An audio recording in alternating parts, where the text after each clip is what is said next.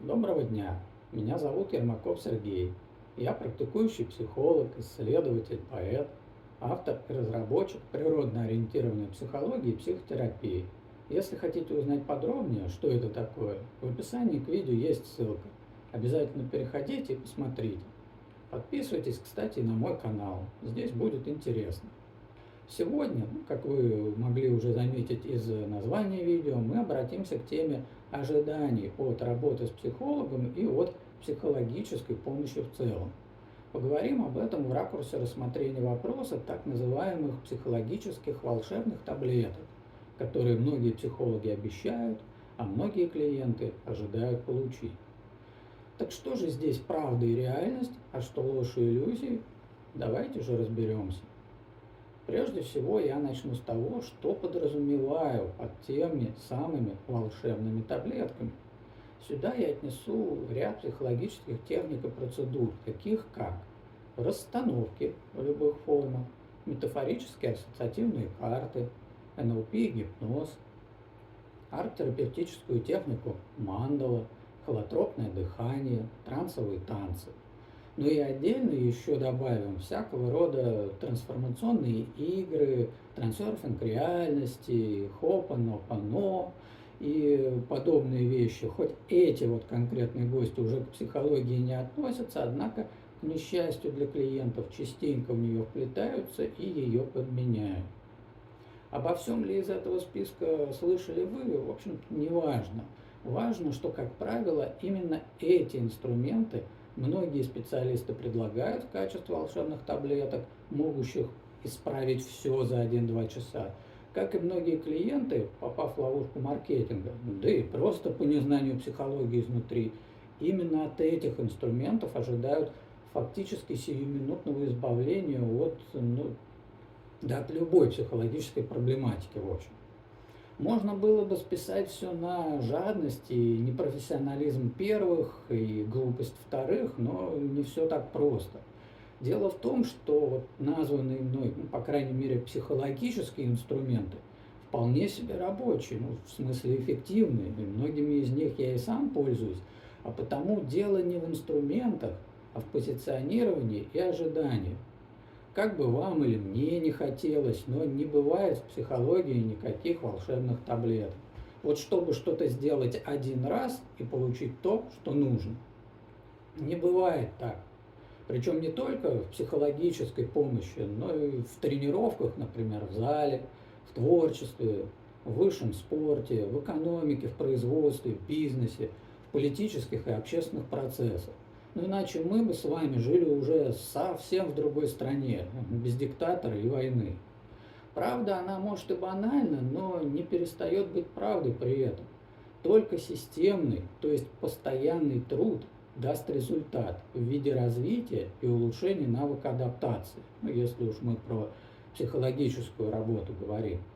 Например, никакая, даже самая детальная семейная расстановка, проведенная по всем правилам ее создателя Берта Хеллингера, которая может занимать, к слову, более 10 часов, не решит имеющуюся проблему здесь и сейчас.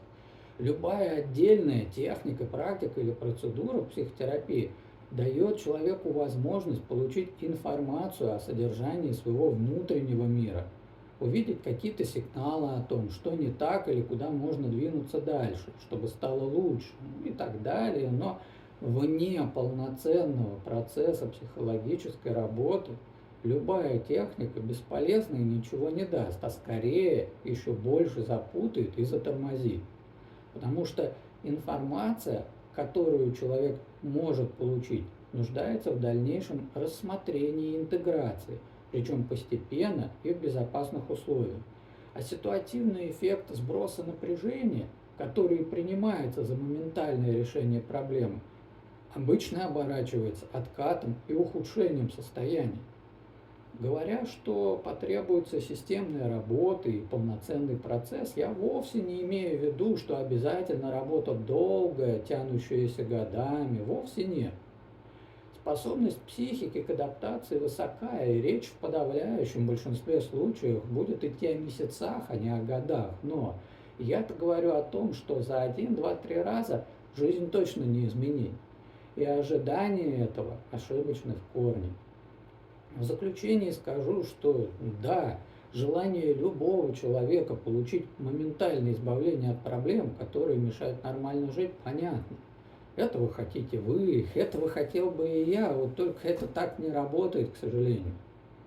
Человек биологическое существо, мы живые, поэтому для восстановления, адаптации к условиям среды и развития, как и всему живому, нам нужно время.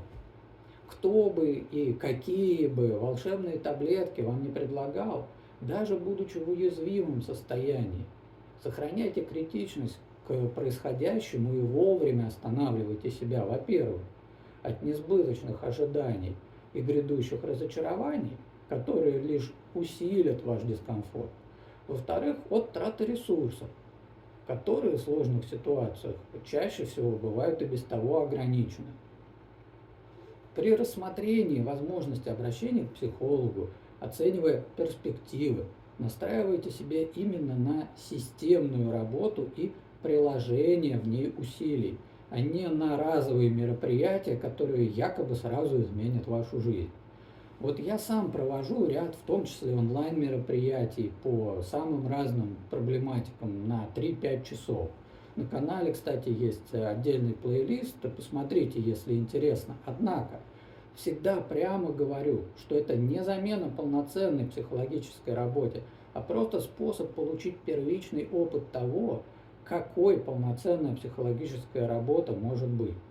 Не верьте обещаниям а-ля «помогу за один раз» и развивайте культуру здравомыслия. Психологическая помощь – это не поход к парикмахеру, фотографу, не знаю, там, на маникюр. Получить результат сразу, попросту невозможно. Что ж, вот на такой ноте на сегодня будем наш разговор завершать.